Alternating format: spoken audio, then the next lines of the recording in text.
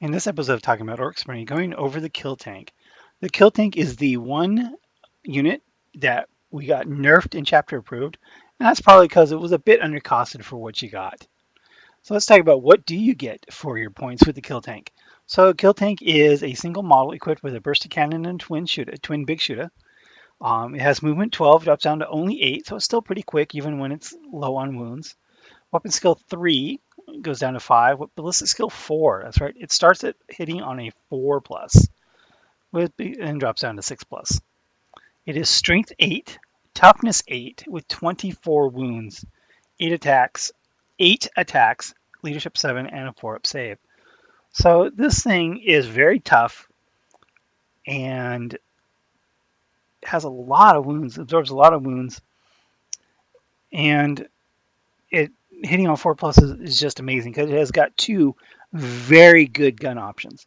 So starting with the Burst Cannon, which is 36-inch range, heavy 2d6, so an average of 7 shots, strength 10, AP minus 4, and 2 damage. That is a pretty heavy hitter against tough targets.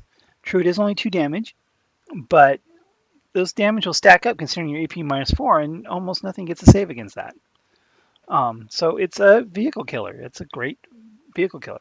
I should also note on a side note, the Burst Cannon is a way better gun than what you get on the Stompa. Just saying. So the other option is the Giga Shooter, which is a 48-inch range, heavy 6d6, strength 6, AP minus 1, and 1 damage. 6d6. That's an average of 21 shots, hitting on 4s. Again, both of those options are just absolutely fantastic. The Giga Shooter mows down anything, especially that's toughness 5 or less, and the Burst Cannon just takes out anything that's over toughness 5. So either way, you have a really awesome gun option for the Killtank. And it comes with one twin big shooter, and you can add up to 2 big shooters, Scorches, rocket launchers, twin big shooters, or a rack of rockets. So my favorite configuration was to give it the Burst Cannon and 3 twin big shooters for 18 big shooter shots in addition to the Burst Cannon. You could give it the Giga Shooter in addition to, and just pour out 40 shots a turn from this thing without a problem. So I think the 150 point increase from chapter approved is probably not out of place. Because even in this thing because the two guns, the difference in the price of the two guns is 2 points. I think one's 36, one's 38, so it doesn't really matter. So just in a stock form, it's like just under 400 points. Give it the 2 extra twin big shooters, and that's 416 points, which for something that's toughness 8 with 24 wounds and putting out 40 shots a turn, hitting on 4s, that's probably fairly priced. So, whether it's not all it does either. Explodes. This model reduced to 0 wounds, does d6 within 6. Mobile Fortress, the Killtank ignores the penalty for moving and shooting heavy weapons, which is nice considering both the main guns are heavy. Hang on, it does have a transport capacity of 12 models in addition to everything else, in addition to putting out all that shots.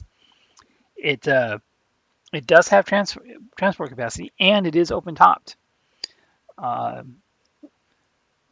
But they can only hit on 6s. Models embarked on the Killtank may attack in their shooting phase, but only may hit on 6 plus. Measure the range and draw line of sight from any point on the model. When they do, any restrictions or modifiers apply to this model is applied to passengers, blah, blah, blah. So it's basically limited open topped, where the models literally just hang on to the outside and can still fire their guns. So if you want to add in, so it's going to move and shoot, so your guy's going to be shooting on 6s anyway, so that's no real penalty. So loot in this thing, it really isn't a bad option. And it also means you can put a mech with a KFF inside to give it its own 5-up invul save. Grot Riggers at the end of a turn on a d6 roll of 6, the Killtank regains 1 lost wound, so it can heal itself. And for close combat, Reinforced Ram. If a vehicle with a Reinforced Ram charges, increases strength characteristic by 2, so it becomes strength 10, until the end of turn in which it makes a successful charge. In addition, each time the model with a Reinforced Ram finishes a charge, select one enemy unit within 1 inch to roll a die. On a 2+, that unit suffers d3 mortal wounds. So you basically just ram something, but then it doesn't have any melee weapons. It just has 0 AP. So it is strength 10 with 8 attacks hitting on threes, but no AP. So it needs the reinforced ram needs to give it a strength user AP -1, 1 damage. Basically, it would be nice, or it would be nice. That's the only thing it's lacking is close combat power. Yeah, but however, it is Titanic, which changes the way things shoot at it. So it's something you got to be careful depending on who you're facing. Um, it does have the Titanic keyword. So kill tanks are pretty darn good, that's for sure. They're very tough with a lot of wounds. They have amazing guns. They hit on fours to start with, and they can heal themselves. You can give them a force field. They can carry models in addition to it. If you want to shoot something out of it, Ludas or tank busters, or just take some boys in there to help defend it. Um, yeah, there's really no downside, and I think the points level to where they're at now is appropriate. I think they're much more fairly priced than what they used to be, and so the kill tank is instead of being an amazingly good deal, is just pretty good. Instead of being broken, I should say, is actually pretty good. Yeah, kill tank went from 215.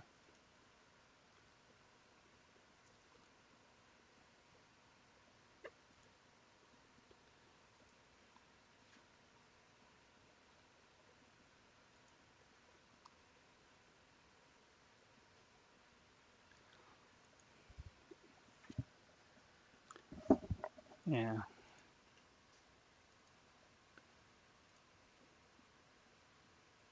Yeah, someone went up exactly 150 points from 215 to 365 base.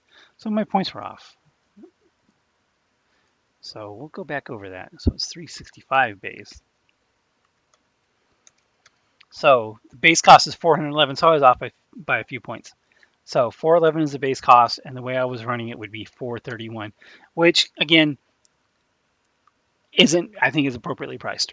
I think it needed the nerf to be appropriate, because it was by far the best thing in the index or the codex before the price increase, and now it's just a valid and very formidable tool to add to your toolbox. I've run Killtank many times, not since the points increase, but before the points increase, and it was worth every point and then some. So I think now it'll be worth its points. If you run them since the points increase, let me know in the comments below. Thanks for watching. Thank you for watching this episode of Talking About Orcs. Please subscribe and hit the bell button for notifications for new Talking About Orcs videos every Wednesday, new battle reports every Friday, and hobby videos whenever I can. Thanks for watching.